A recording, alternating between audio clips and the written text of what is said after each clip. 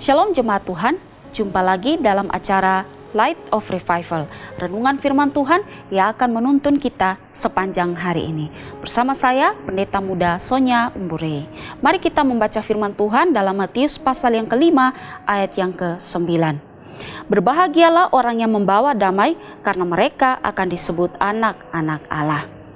Jemaat Tuhan yang terkasih, Matius pasal yang kelima sampai pasal yang ke-7 merupakan rangkaian pengajaran Yesus atau khotbah Yesus di bukit. Dan salah satu pengajaran atau khotbah Yesus di bukit adalah tentang ucapan berbahagia seperti ayat yang sudah kita baca tadi. Di dalam Matius pasal yang kelima ayat yang ke-9 dikatakan, berbahagialah orang yang membawa damai. Kata ini lebih tepat diterjemahkan dengan berbahagialah orang yang mengusahakan damai.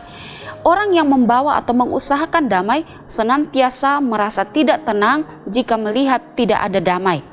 Orang-orang ini akan selalu berusaha mencari cara untuk mendamaikan dirinya ataupun sesama yang sedang bertikai. Rasul Paulus memberikan teladan yang baik dalam hal membawa damai dalam kasus pertikaian antara Eudie dan Sintike. Ketika itu Eudie dan Sintike bertengkar dan Paulus memberikan nasihat kepada mereka supaya mereka tidak lagi bertengkar. Dan kemudian Paulus juga meminta pertolongan Sun Sugos untuk juga menasihati mereka supaya mereka berhenti bertengkar dan mereka tetap bersatu.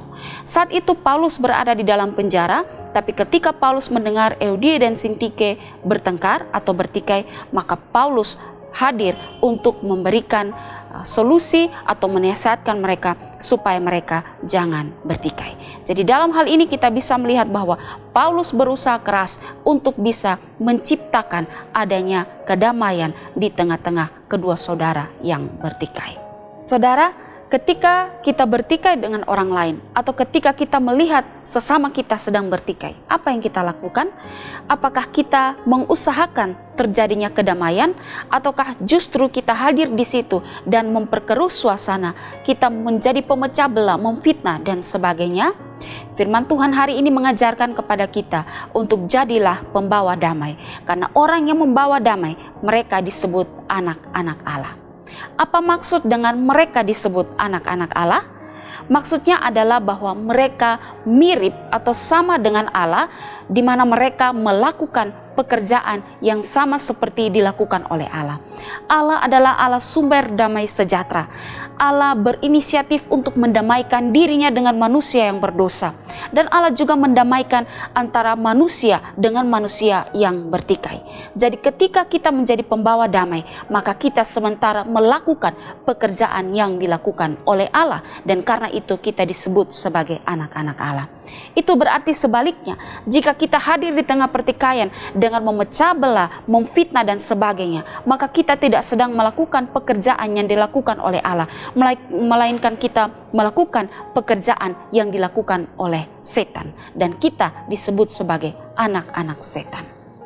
Jemaat Tuhan yang terkasih, pertanyaannya bagaimana dengan kita? Apakah kita adalah orang-orang yang membawa atau mengusahakan damai, atau justru kita adalah orang-orang yang memecah belah, memfitnah dan sebagainya? Biarlah firman Tuhan hari ini menolong kita dan menjadikan kita pribadi yang membawa damai dimanapun kita berada. Kiranya Tuhan Yesus menolong kita. Amin. Mari kita berdoa. Tuhan, kami bersyukur untuk firman Tuhan hari ini. Tuhan Yesus menolong kami untuk kami bisa menjadi orang-orang yang membawa damai dimanapun kami berada. Terima kasih Tuhan Yesus. Amin. Jemaat Tuhan yang terkasih, mari jadikanlah firman Tuhan sebagai pelita dan terang dalam seluruh jalan kehidupan kita. Tuhan Yesus memberkati.